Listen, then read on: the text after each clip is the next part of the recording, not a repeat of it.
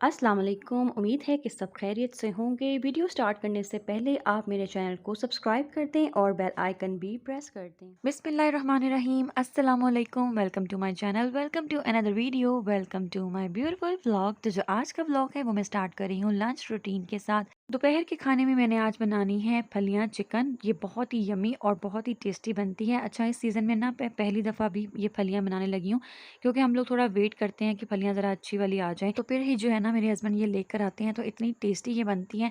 अच्छा, हम लोगों के यहाँ ना ये बीफ में भी बनाई जाती हैं और चिकन में भी बनाई जाती है, लेकिन मेरी अम्मी के यहाँ ना ये हमेशा बीफ कीमे के अंदर ही बनाई जाती थी, तो मुझे उनकी आदत थी उस रेसिपी की।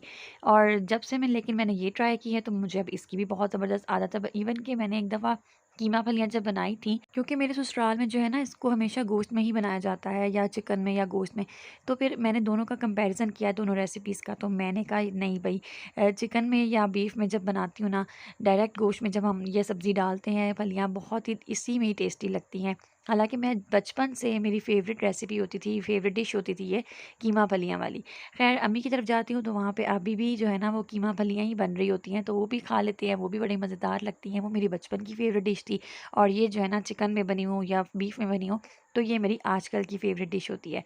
अच्छा जी, आज का जो मेरा व्लॉग है ना, ये कवर कर रहा है दोपहर के खाने से लेके अगले दिन की मॉर्निंग तक की तमाम रूटीन।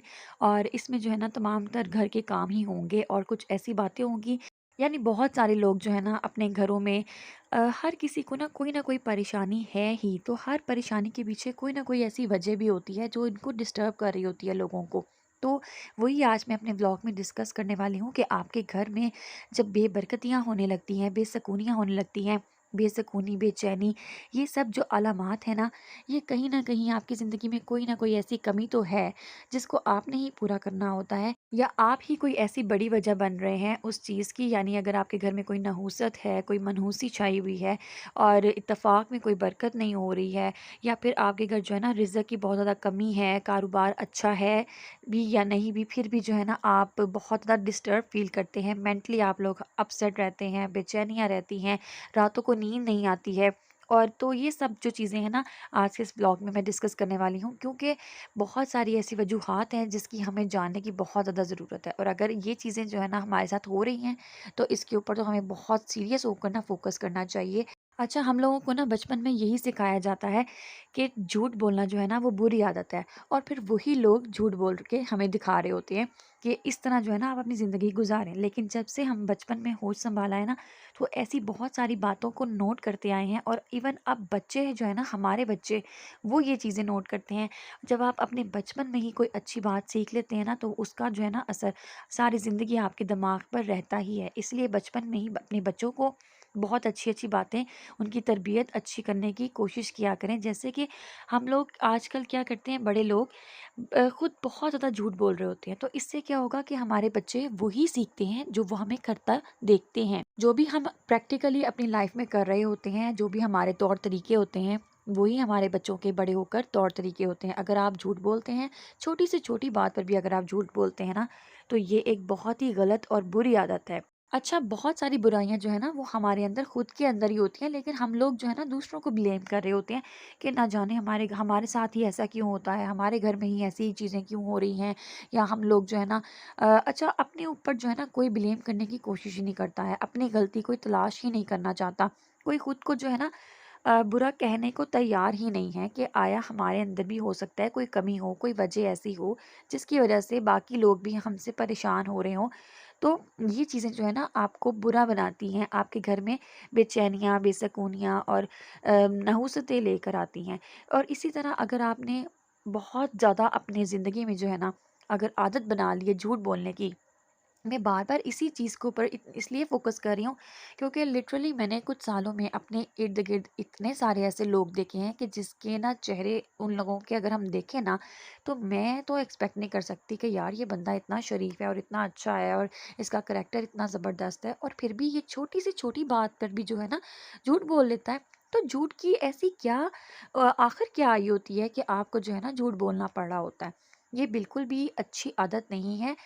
छोटी से छोटी बात का मज़ाक में बना लेना, और आगे से फिर ये भी कहते हैं अक्सर बच्चे, मैं तो अपने बच्चों को यही सिखा रही होती हूँ कि आपने मज़ाक में भी झूठ नहीं बोलना, क्योंकि ये मैंने एक हदीस भी पढ़ी थी कि मज़ाक में भी जो झूठ बोला होता है ना, वो झूठ ही होता है। अच्छा, इवन एक दफ़ा मैंने एक टीवी पर भी देखा था, कोई मौलवी साहब थे, वो ही बता रहे थे झूठ के बारे में।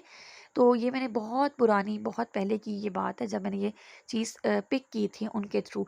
तो उन्होंने बस यही बोला था झूठ के बारे में कि जो हम बच्चों के साथ बात कर रहे होते हैं ना सम टाइम, और बच्चों को हम कहते हैं कि अच्छा बाद में दिला दूँगी, और हम उसको नहीं दिला के देते वो टॉय जो वो माँग रहा होता है। या हम उसको कहते हैं कि अच्छा ख़ामोश हो जाओ, बिल्ली आ जाएगी, और नहीं आती है बिल्ली। इस टाइप के भी छोटे-छोटे से जो ये बातें हैं ना, ये झूठ हैं। अगर ऐसी बात है, क्योंकि वो बच्चा जो है ना आपके ऊपर एतबार करता है। वो समझता है कि आप जो भी बोल रहे हैं, आप सच बोल रहे हैं। आपकी हर बात, हर लफ्ज़ में सच्चाई है।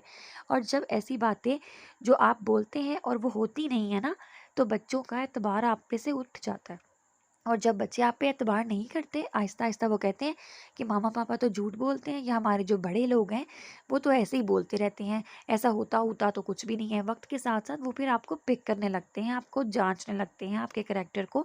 और आप जितना भी छोटी-छोटी बातों पर झूठ का सहारा लेंगे, उतना ही अपने बच्चों को बदतमीज़ करने में आपका बहुत बड़ा किरदार होगा। आजकल की जो रूटीन है ना लोगों की, वो इतनी शदीद ख़राब हो चुकी है कि लोग जो है ना पूरी-पूरी रात जागते हैं और दिन के वक़्त सोना पसंद करते हैं। लेकिन दिन तो बनाया गया है कामों के लिए, और जब आप देर तक रात को जागते हैं ना और सुबह के टाइम सोते हैं, तो ये बहुत बड़ी नहुसत कहलाई जाती है। ये हमने अपने बड़ों से भी सुना है, और इसमें अगर हम इसको प्रैक्टिकली करके देखते हैं ना इस चीज़ को, तो इसमें बहुत ज़्यादा सच्चाई है। क्योंकि आपके घर में जो है ना फजर के टाइम पे ही रिज़्क बहुत ज़्यादा बाँटा जा रहा होता है, तो उस टाइम तो आपको सोकर उठना चाहिए। लोगों को चाहिए कि जल्दी सो जाया करें और उसके बाद तहज्जुद के लिए उठें और दुआ किया करें। अल्लाह के हज़ूर बैठ के दुआएँ माँगा करें। जो भी माँगेंगे, हर मुराद आपकी पूरी होती है। तहज्जुद तो वैसे ही इतनी मीठी नमाज़ होती है। और उसके बाद जो है ना, आप फिर फजर के लिए तैयार हो जाते हैं, वज़ू वग़ैरह करें, सुकून से बैठें। फजर का टाइम तो वैसे ही इतना खूबसूरत और सुकून भरा टाइम होता है ना, कि आपको इबादत के लिए इतना सुकून से आपको खूबसूरत सा टाइम मिल रहा होता है उस टाइम पे, कि कोई आपको डिस्टर्ब नहीं कर रहा होता, कोई आपके घर की बेल नहीं बज रही होती, कोई आपके कॉल्स नहीं कर रहा होता, या आपको बार बार जो है ना उठ के कहीं जाना नहीं पड़ा होता, इवन कि आपके बच्चे भी सो रहे होते हैं। तो फजर का जो टाइम है ना, इसको आप वेस्ट मत किया करें। अगर आप अपने घर में वाकई बरकतें चाहते हैं और रिज़्क में इजाफा चाहते हैं, तो आप फजर टाइम उठें, नमाज अदा करें, दुआएं मांगें, और कसरत से ना अल्लाह पाक का ज़िक्र कर किया करें। तस्बीहां ढेर सारी पढ़ छोड़ा करें, जितने भी आप पढ़ सकती हैं मैक्सिमम अपने हाथ पे पढ़ लें, या तस्बीह पे पढ़ लें, या कोई भी अल्लाह पाक का नाम ले लें, और उसको जो है ना बेशुमार दानों पर आप बस पढ़ती जाया करें। और इसी तरह अगर आप कहती हैं ना कि रिज़्क में आपको बरकत चाहिए, तो आप फजर टाइम उठें, नमाज अदा करें, मांगें। और इसके साथ-साथ आपने क्या करना है, अगर आप ख़वातीन हैं ना, और अगर आप मुझे अभी सुन रही हैं, तो आपने क्या करना है कि आपने जब भी खाना पकाना है ना, ये मैं आपको अपने अक्सर ब्लॉग्स में कहती हूँ, जब भी मैं खाना बना रही होती हूँ, तब भी मैं आपसे इस बात का ज़िक्र ज़रूर करती हूँ कि आप या तो जो है ना, अगर आपके माइंड में कोई भी बेचैनी या कोई भी नेगेटिविटी आ रही है ना, किसी के भी कोई ख़िलाफ़ आपके दिमाग में बातें आ रही हैं, तो उसको फ़ौरन तौर पर जो है ना अ पॉजिटिविटी में कन्वर्ट कर दिया करें। कोशिश किया करें कि या तो दरूद पाक पढ़ लिया करें, अगर आपके अंदर ये चीज़ें कंट्रोल नहीं आ रही और आपको बहुत ज़्यादा गुस्सा भी चढ़ रहा है, और आप जो है ना अपना सारा गुस्सा जो है ना वो बर्तनों को धो-धो के, तो उनको माँज-माँज के जो है ना ज़ोर-ज़ोर से मार के, तो आप अपना गुस्सा उतार रहे हैं। ये तो ख़ैर मैं एक फ़नी तौर पर अपना इस बात का ज़िक्र कर रही हूँ ना, लेकिन आपने इसको सीरियस लेना है। और जब भी आप खाना बनाती हैं ना, और खाने की कोई भी आइटम होती है, जो भी, अगर आप दाल, रोटी या आटा गूँध रही हैं, तो अल्लाह ताला का नाम ज़रूर पढ़ लिया करें, बिस्मिल्लाहिर्रहमानिर्रहीम ज़रूर पढ़ा करें। और जो है ना, इवन कि आप ताउज़ और तस्बीहां दोनों ही पढ़ लिया करें। तो इससे जो है ना आपके खाने में बहुत ज़्यादा बरकत भी होती है। अगर आप दुरूद पाक पढ़ती रहेंगी या तस्बीह का करती रहेंगी, अपने मुँह में कुछ भी आप पढ़ती रहेंगी ना, तो ऐसे आपके खाने में बरकत ही बरकत होगी और इज़ाफ़ा ही होगा आपके रिज़्क में। कभी भी जो है ना तंगी नहीं होगी रिज़्क में, और दुश्वारी नहीं आएगी आपको। आपके जितने भी घर के मसले हैं, मसाइल हैं, मसाइब हैं, वो तमाम तर ऐसे चुटकियों में हल हो जाएँगे, आपको खुद भी अंदाज़ा नहीं होगा। और कोशिश किया करें कि वक़्त के साथ-साथ जो है ना जब भी आपको मौका मिले ना, आपकी किस्मत जब भी आपको मौका दे किसी की हेल्प करने का, किसी की ज़रूरत हाजत पूरी करने का, तो आप उसे चाहे थोड़ी-सी ही हेल्प कर दें। अगर किसी को फाइनेंशियली हेल्प की ज़रूरत है तो आप वो भी कर दें, या अगर किसी को मशवरा चाहिए तो आप उसकी मशवरे के साथ हेल्प कर सकते हैं। और अपनी ज़िंदगी में सदका और खैरात को ज़रूर अहमियत दें। यही वो चीज़ें हैं जो हमारे घरों में इन नहूस्तों को बाहर निकालती हैं, नेगेटिव एनर्जीज जितनी भी होती है ना, इन सबको बाहर फेंक देती हैं। तो कोशिश किया करें कि जब आपके घर में मेहमान आते हैं ना, मेहमान तो होते ही अल्लाह पाक की तरफ से बेशुमार रहमत का बायस होते हैं, तो उनको देख के आपने कभी भी मुँह नहीं बनाना है। तो उम्मीद है कि आज का ब्लॉग पसंद आया होगा। दुआ में मुझे याद रखें। अल्लाह वीडियो हाफ़िज़। को आखिर तक देखने का बहुत शुक्रिया। अगर आपको वीडियो पसंद आई है तो लाइक कर दें और शेयर करें अपने फ्रेंड्स के साथ। कमेंट करना मत भूलें। चैनल को सब्सक्राइब कर दें और बेल आइकन भी प्रेस कर दें। शुक्रिया।